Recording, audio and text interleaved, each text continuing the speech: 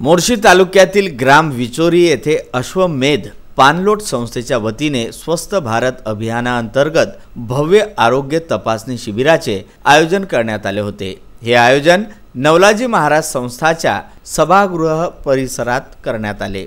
यावेळी महिला पुरुषांनी तपासणी करून घेतली।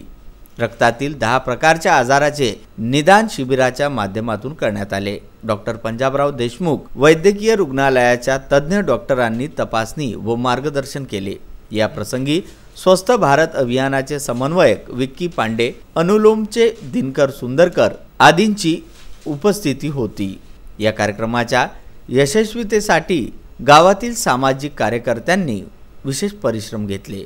ते डॉक्टर लोकांची व्यवस्था नसते तरी स्वस्थ भारत अभियानामार्फत हे चांगले गरजू लोकांना फायदा होत आहे। आणि जे 2000-3000 च्या तपासण्या बाहेर गेलो तो रुपये घेतात, 3-3 हजार रुपये लागतात, ते तपासणी आमच्या गावात मोफत दिली जात आहे।